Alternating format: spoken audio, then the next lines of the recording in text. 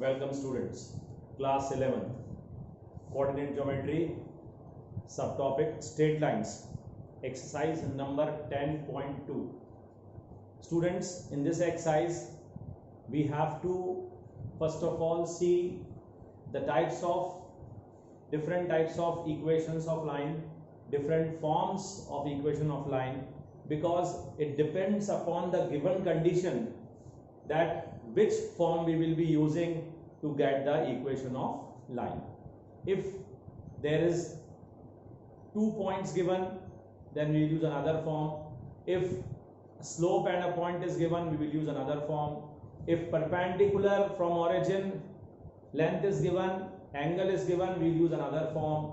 If intercepts are given, we will use another form. So there are various forms for which we are solving the exercise.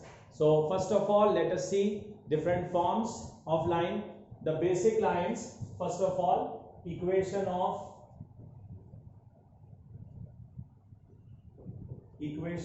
x-axis.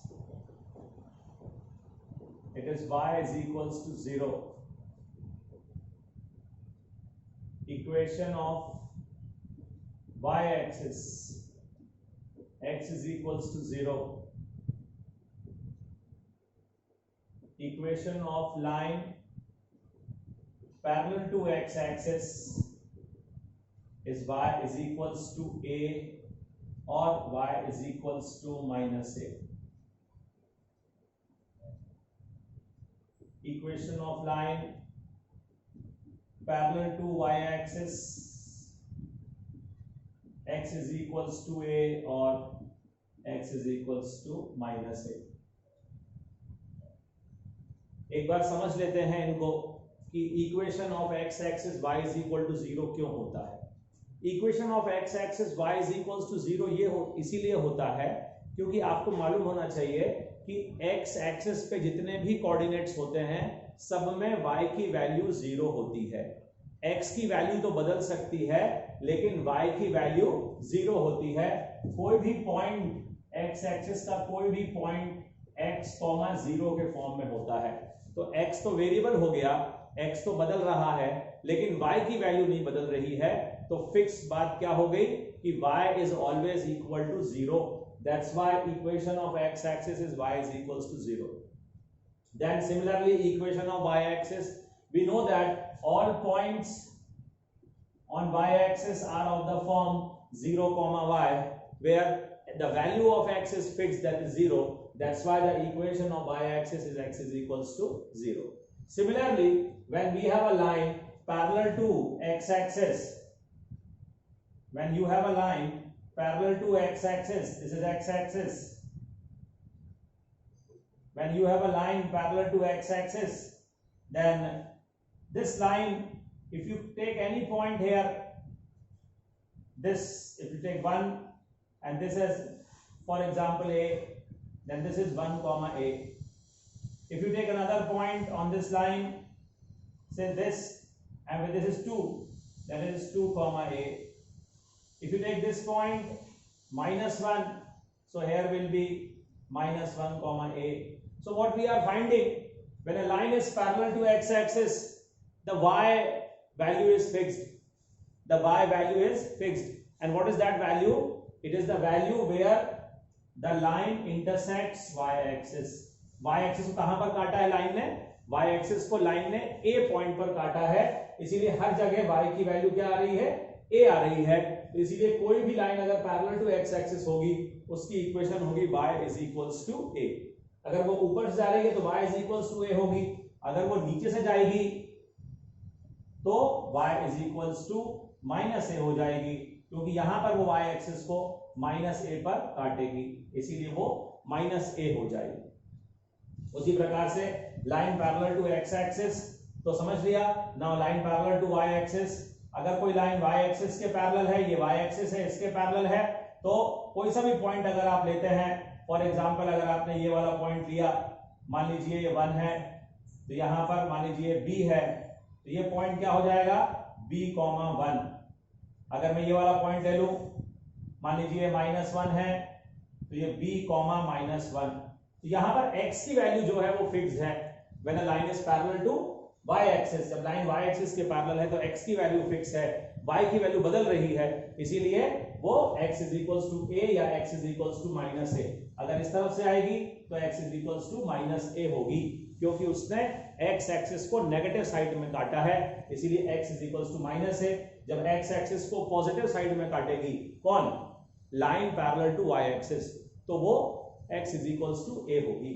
तो line parallel to y axis की equation क्या हो गई, line parallel to y axis की equation हो गई x is equals to a या x is equals to minus a। Line parallel to x axis की इक्वेशन हो गई y is equals to a या y is equals to minus a। Equation of y axis हो गई x is equals to 0 और equation of x axis हो गई y is equals to 0। ये सारे फॉर्म्स, ये बेसिक इक्वेशंस आपको मालूम होना चाहिए। नंबर 2, नाउ ये कितने फॉर्म्स हो गए, these are total 4 different forms, okay, 4 forms. Now let's move on to the 5th form. This is known as slope point form. Slope point form है ये। Slope point form मतलब होता है आपको लाइन, उस लाइन की इक्वेशन बतानी है, you have to give the equation of that line, which line is passing through a point say x1 y1 and whose slope is given, जिसका स्लोप हमें पता हो, उस लाइन की इक्वेशन अगर हमें निकालनी है तो वो होती है y minus y1 is equals to m into x minus x1। so this is the equation of line under the form called slope point form, where if you know that what is the slope of the line and you know what is the point from where the line is passing, then you use this form y minus y1 is equals to m into x minus x1. This is called slope point form. Then next is 2-point form. If your line is passing through 2 different points, given points, if your line is passing through say 2 points, you know that this is x1 y1 and say this is x2 y2, 2 points if you are having, then what will be the form? The form is called 2-point form, and the 2-point form will be y minus y1 is equals to y2 y minus y1 upon x2 minus x1 into x minus x1. This will be the 2-point form. Now you will say that sir how this come, देखिए कुछ नहीं है, ये जो form आपने ऊपर पढ़ा था इस फॉर्म में और ये नीचे वाले फॉर्म में कोई अंतर नहीं है, दोनों सेम है। क्यों? क्योंकि यहां पर क्या लिखा हुआ है, m लिखा हुआ है, इस फॉर्म में क्या लिखा हुआ है, m लिखा हुआ है, जबकि इस फॉर्म में m का वैल्यू जो होती है, m का जो फॉर्मूला होता है y2 minus y1 upon x2 minus x1 वो लिखा हुआ है, बाकी सब कुछ वैसा का ही वैसा है। बस यहाँ पर 2 पॉइंट हैं तो हमें स्लोप देने की जरूरत नहीं है, हम सीधे y2 minus y1 upon x2 minus x1 करके स्लोप पता कर सकते हैं। तो स्लोप की जगह पर हमने ये लिख दिया। फिर उसके बाद एक फॉर्म और है, वो है स्लोप इंटरसेप्ट फॉर्म। चलिए अच्छा एक काम करते हैं, अभी फिलहाल हम सिर्फ इसी पर बेस्ड क्वेश्चन डिस्कस करेंगे, सिर्फ इसी फॉर्म पर बेस्ड क्वेश्चन डिस्कस करेंगे, और फिर अगली क्लास में हम आपको, क्योंकि ये 4 फॉर्म्स तो ये हो गए, 2 ये फॉर्म्स हो गए, 6 फॉर्म्स हो गए, तो हम अगली क्लास में आपको अभी 4 फॉर्म्स और बचे हुए हैं। इंटरसेप्ट फॉर्म बचा हुआ है, स्लोप इंटरसेप्ट फॉर्म बचा हुआ है, नॉर्मल फॉर्म बचा हुआ है, और एक और है सिमेट्रिक फॉर्म, वो भी बचा हुआ है। 4 फॉर्म्स बचे हुए हैं, वो अपन अगली एक्सरसाइज, अगले वीडियो में मैं आपको समझा दूंगा। तो आज हम स्टार्ट कर रहे हैं एक्सरसाइज नंबर 10.2। डिफरेंट फॉर्म्स आपके सामने हैं, मुझे उम्मीद है आपने इनको देख लिया होगा, और मैं अभी याददाश्त के तौर पर इन सभी फॉर्म्स को साइड में लिख भी दूंगा, ताकि अपन को पता रहे कि कौन सा फॉर्म कब यूज करना है हमको, उसी के हिसाब से हम सवाल करेंगे। क्योंकि सवाल जो रहेगा उसमें आपको गिवन कंडीशन दी रहेगी, और उस गिवन कंडीशन के हिसाब से आपको ये फॉर्म यूज करना है। जो भी कंडीशन दी जाएगी उसके हिसाब से आप फॉर्म यूज कर लीजिएगा, ठीक है। तो सबसे पहले मैं आपको फॉर्म बता देता हूं। यहां पर अपन लिख लेते हैं equation of x axis y is equals to 0, equation of y axis x is equals to 0, equation of line parallel to x axis is y is equals to plus minus a, and equation of line parallel to y axis x is equals to plus minus a. Then slope point form,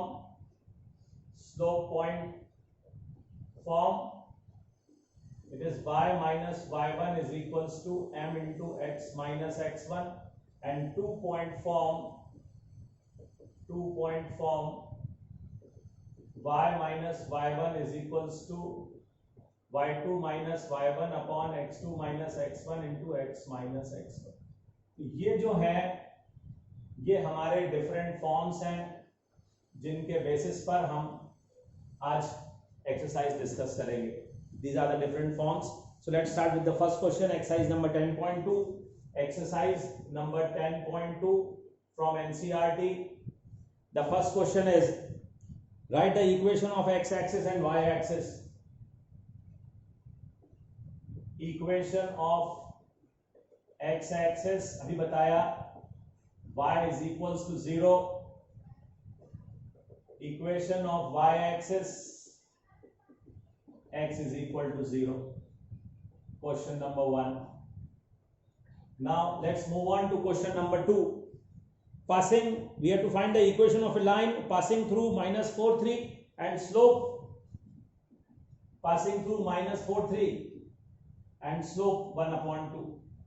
slope point form use करेंगे क्योंकि हमें slope दी है और point दिया हुआ है. तो y minus y1 is equals to m into x minus x1.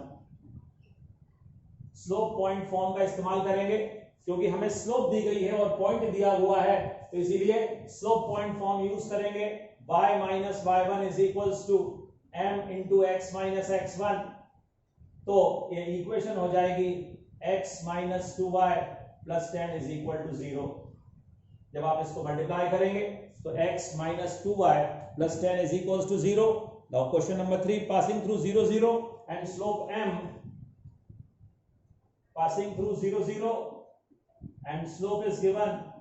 Same question है, y minus y1 is equals to m into x minus x1, so that is y is equals to mx. When you have the line passing through origin 0, 0, line passing through origin, slope is m, so the equation will be y is equals to mx. Then move on to a very important question of the exercise. आप इसे mark कर सकते हैं. यहां पर कहा गया एक लाइन है वो 2,2√3 से गुजरती है और x एक्सिस के साथ जो एंगल बनाती है वो है 75 degree. The required line is passing through 2,2√3 and making an angle of 75 degree with the positive direction of x-axis, means the angle of inclination here is 75 degree. So what will be the slope? In the last video and the last lecture I told you that slope is the tangent of angle of inclination. So tangent of angle of inclination means tan 75. Can we write tan 75 as 45 plus 30? क्या हम tan 75 को tan 45 plus 30 लिख सकते हैं? अब एक formula हमने पढ़ा था tan of a plus b का, ट्रिग्नोमेट्री में अपन ने एक फॉर्मूला पढ़ा था tan of a plus b का. क्या होता है? tan a plus tan b upon 1 minus tan a tan b. ये फॉर्मूला होता है tan of a plus b का. उसी फॉर्मूले का इस्तेमाल करेंगे. tan a plus tan b upon 1 minus tan a tan b 1045 1 होता है, 1031/√3। और इस प्रकार से जब हम सारी वैल्यू सब्स्टिट्यूट करेंगे और न्यूमरेटर में एलसीएम लेंगे तो एलसीएम आएगा √3 और ऊपर आएगा √3 + 1। डिनोमिनेटर में भी एलसीएम √3 आएगा और डिनोमिनेटर में आएगा √3 - 1। तो 1075 की जो वैल्यू आई, जो हमारा स्लोप आया, वो आया √3 + 1/√3 - 1। अब स्लोप मालूम चल गया, पॉइंट मालूम है, फिर स्लोप पॉइंट फॉर्म यूज करेंगे। y - y1 = m × x - x1। अगर मैं y को √3 - 1 से क्रॉस मल्टीप्लाई करूं तो मुझे √3 को भी √3 - 1 से क्रॉस मल्टीप्लाई करना पड़ेगा। यहां पर x के साथ में √3 + 1 मल्टीप्लाई होगा और फिर वो -2 के साथ भी मल्टीप्लाई होगा। मल्टीप्लाई करना नहीं सिखा रहा हूं आपको, आपको बहुत अच्छे से आता है। बस सिर्फ इतना करना कि y का जो कोफिशिएंट है यहां पर √3 - 1, उससे कुछ मत करना, इन्हें जरूर मल्टीप्लाई करना। 6 + 2√3, क्योंकि कांस्टेंट है, इनको एक साथ लिखना पड़ेगा। कोफिशिएंट ऑफ x और कोफिशिएंट ऑफ y जैसे आपने यहां देखा, वो तो x और y के साथ ही रहेंगे, उनका कुछ नहीं करना है आपको। तो √3 + 1 × x 2√3 - 2, तो ये हो जाएगा। पहले अपन x का टर्म लिखते हैं, ये टर्म लिखा, y वाला पार्ट यहां ले आए, √3 - 1 × y, ठीक है। फिर =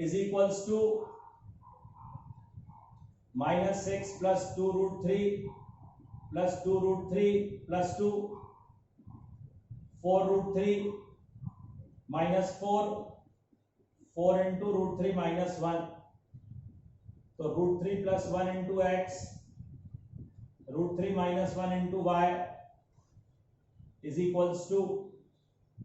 सब सिंप्लीफाई करके, सॉल्व करके और फिर लिखा जाएगा अच्छे से। यहां पर इसको रैशनलाइज करने की जरूरत नहीं है। बहुत लोगों का मन कर रहा होगा कि डिनोमिनेटर में रैशनल नंबर है तो क्या रैशनलाइज करें, बिल्कुल नहीं करना है आपको रैशनलाइज, उसे ऐसे ही रहने दीजिए, क्योंकि आगे जाकर के वो क्रॉस मल्टीप्लाई हो जाएगा और जो डिनोमिनेटर है वो खुद अपने आप ही खत्म हो जाएगा। So very important question, mark कर लीजिए। इसके बाद में अब हम अगला क्वेश्चन डिस्कस कर रहे हैं।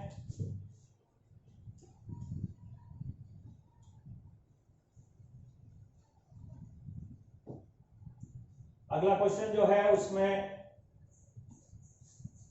आपसे क्या कहा गया, थोड़ा डायग्राम बना के समझेंगे। Find the equation of a line intersecting x axis at a distance of 3 units to the left of origin. Line is intersecting x axis at a distance of 3 units, at a distance of 3 units from the left of the origin. मतलब ये point क्या हुआ, -3, 0 हुआ। Left of the origin, x axis पे, origin के left में अगर हम जाते हैं तो एक्स एक्सिस की नेगेटिव वैल्यूज होती हैं, मैंने आपको बताया था कल भी। और साथ ही साथ कहा है कि विथ स्लोप -2, विथ स्लोप -2, तो y - y1 = m × x - x1। फिर से वही फॉर्म लगेगा। कौन सा फॉर्म लगेगा? Slope point form, y - y1 = m × x - x1 -2x -6, so it will be 2x + y + 6 = 0। ध्यान से देख लीजिएगा डायग्राम, डायग्राम समझकर करिए। ज्योमेट्री है, जहां कहीं भी जरूरत पड़ेगी डायग्राम जरूर बनाएंगे हम। अगला सवाल बिल्कुल इसी के जैसा है, बस आपको इसमें यह समझना है कि यहां पर उसने x एक्सिस को इंटरसेक्ट करवाया था, अगले सवाल में वो हमसे y एक्सिस को इंटरसेक्ट करवा रहा है। अब y एक्सिस जब इंटरसेक्ट हो रही है तो देखिए क्या हो रहा है। यहां पर उसने y एक्सिस को ऊपर इंटरसेक्ट करवाया कि नीचे इंटरसेक्ट करवाया, क्योंकि x एक्सिस को उसने लेफ्ट साइड इंटरसेक्ट करवाया, इसीलिए कोऑर्डिनेट आया -3,0। अब वो y एक्सिस वो कह रहा है we have to find the equation of a line intersecting y axis distance of 2 units above origin, 2 units above origin, origin से 2 यूनिट ऊपर,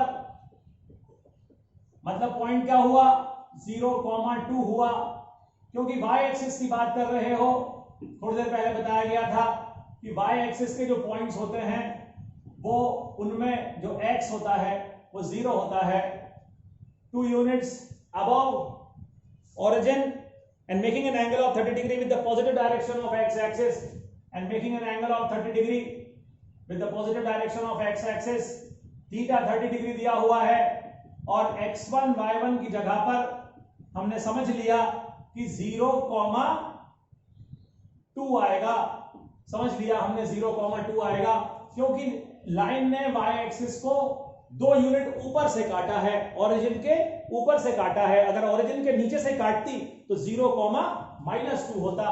तो फिर से वही वाला form y minus y1 is equals to m। अच्छा, m निकालना पड़ेगा, तो m हो जाएगा tan थीटा, तो tan 30 होता है 1/√3, तो y minus y1 into m, y minus y1 is equals to m into x minus x1, तो √3y minus 2√3 is equal to x, x minus √3y plus 2√3 is equals to 0. So this will be the equation for this given condition. Diagram बना करके समझिएगा, बड़े अच्छे समझ में आएगा आपको। Next question, we have to find the equation of a line passing through -1 1 and 2, -4. This is x1 y1 given to you, x2 y2 also given to you. Now if you find the slope of the required line, that is y2 minus y1 upon x2 minus x1, so what will be the slope? See, y2 minus y1 upon x2 minus x1, it will be -5 upon 2 plus 1 3, and now you can use y minus y1 is equals to m into x minus x1.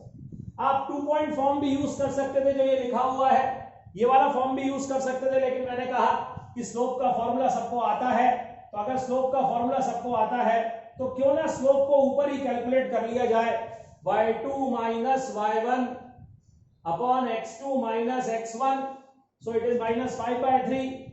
now y minus y1 is equals to m x minus x1। ध्यान रखिएगा, जिसको आपने x1 y1 माना है उसी को यहां पर x1 y1 की जगह लिखिएगा, गलती से भी x2 y2 जो आपने माना है वो मत लिख दीजिएगा, सब गलत हो जाएगा। तो x1 y1 हमारा -1 और 1 था, तो ये हो जाएगा 3y minus 3 is equals to -5x minus 5, so it will be 5x plus 3y plus 2 is equal to 0, 5x plus 3y plus 2 is equal to 0।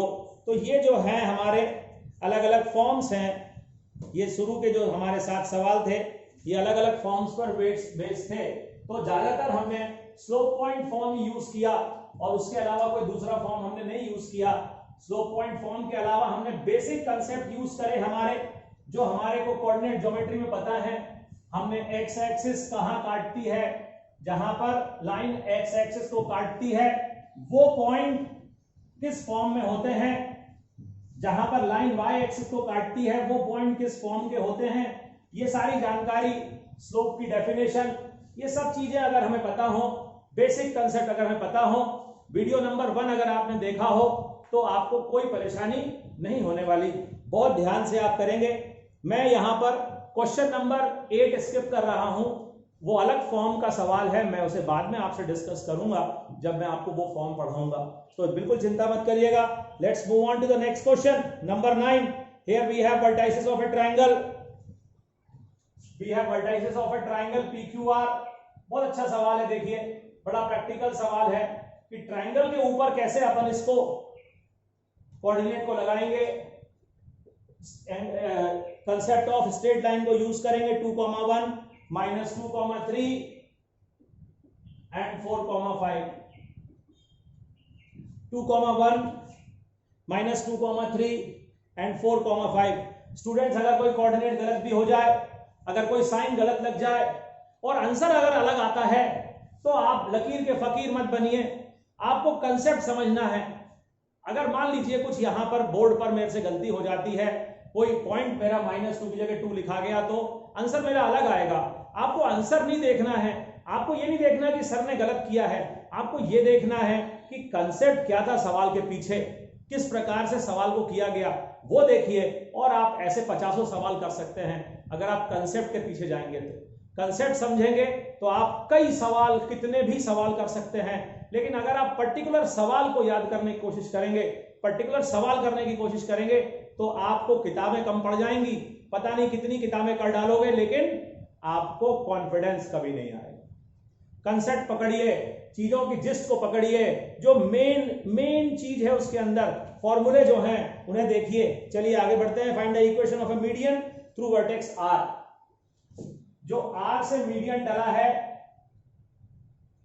उसकी इक्वेशन बतानी है आपको। मीडियन के बारे में आप जानते होंगे, जो मीडियन है वो वर्टेक्स से आता है और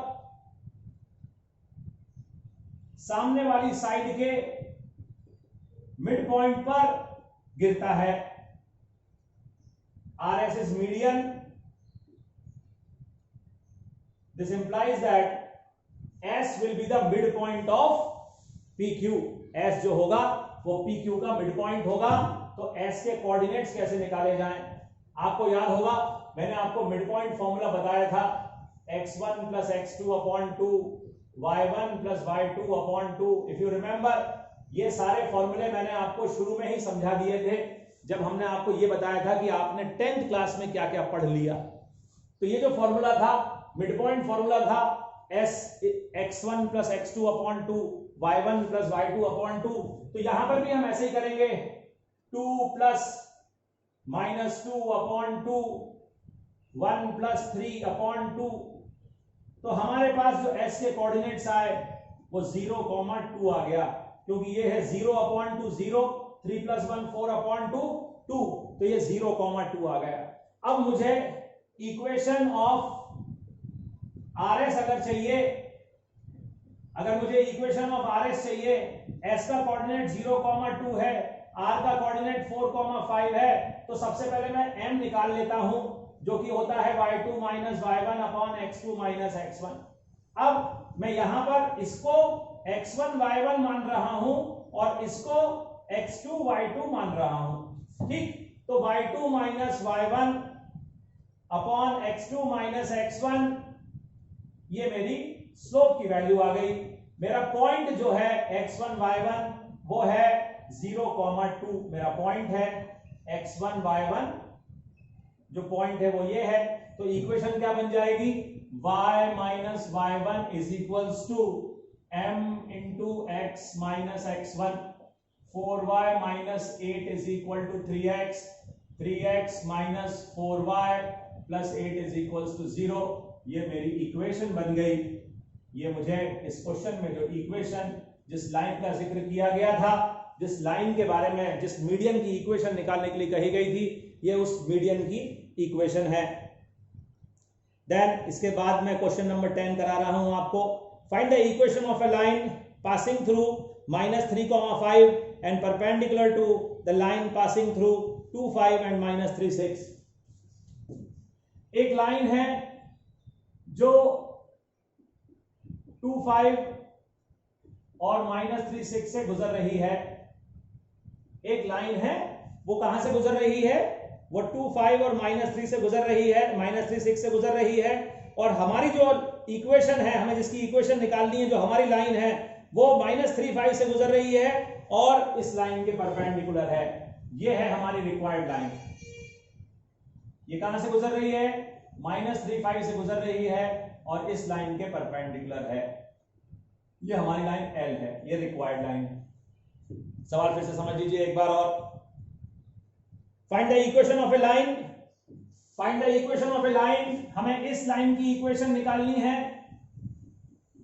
पासिंग थ्रू -3,5, जो कि -3,5 से गुजर रही है, और इस लाइन के, ये जो लाइन है जो कि 2,5 और -3,6 से गुजर रही है, उसके परपेंडिकुलर है, ये हमें कहा गया है।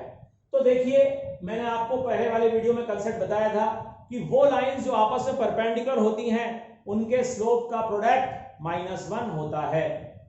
ये जो दो लाइंस हैं इनके स्लोप का प्रोडक्ट -1 होता है। सबसे पहले आप स्लोप ऑफ ए बी निकाल लो। स्लोप ऑफ ए बी, मान लो मैंने कहा y2 minus y1 upon x2 minus x1, ये आ गया -1 upon 5। y2 minus y1, y2 minus y1 upon x2 minus x1, y2 minus y1 upon x2 minus x1, तो -1 upon 5। Slope of L अपन ने m मान लिया, late करके suppose कर लिया कि हमारी लाइन का जो स्लोप है वो क्या है, m है। कहां से गुजर रही है वो अपन को मालूम है, -3,5 से गुजर रही है। अगर स्लोप मालूम चल गया तो अभी स्लोप पॉइंट फॉर्म लगा देंगे और आंसर आ जाएगा। जैसे हमने कहा as AB is perpendicular to L, therefore slope of AB into slope of L is equals to -1। पढ़ाया अपन ने ये, तो slope of AB -1/5, slope of L we had supposed m is equals to -1, so we got the value of m is equals to 5. We got the value of m is equals to 5, and from where the line is passing? The line is passing from -3 to 5, that is x1 y1 we know. Now we'll apply y minus y1 is equals to m into x minus x1. You will get y minus 5 is equals to 5x plus 15, or 5x minus y plus 20 is equals to 0. So this will be the answer. This will be the equation, the required equation of the line. Students, so whenever the things are given to you, read out the question very carefully and then you will be able to answer them correctly, because concepts are known to you, and now you will draw the diagram. जैसे यहाँ पर कहा गया था कि line जो है, हमारी जो लाइन है, ये हमारी लाइन है जिसकी इक्वेशन हमको निकालनी है, ये हमारी लाइन है। ये हमारी लाइन जो है ये -3,5 से गुजर रही है और इस लाइन के परपेंडिकुलर है। अब अगर इस लाइन का स्लोप मुझे मालूम चल जाता है तो मुझे मेरी लाइन का स्लोप भी मालूम चल जाएगा, क्योंकि जो लाइंस परपेंडिकुलर होती हैं उनके स्लोप का प्रोडक्ट -1 होता है। उस कंसेप्ट को यूज करके और मैंने अपनी रिक्वायर्ड लाइन का स्लोप निकाल लिया। अगर मेरी लाइन का स्लोप मालूम है और मेरी लाइन कहां से गुजर रही है वो मालूम है, तो मैं बड़े आराम से अपनी लाइन की इक्वेशन निकाल सकता हूं। तो ये एक सवाल था, बहुत ही बेहतरीन सवाल। और अब ये अपना 10 क्वेश्चंस मैंने आपको करा दिए हैं। अभी इस वीडियो में इतना ही बता रहा हूं। इन 10 सवालों को आप अच्छे से कर लीजिए, फिर मैं अगले 10 सवाल अगले वीडियो में आपको बताऊंगा। Thank you students, take care and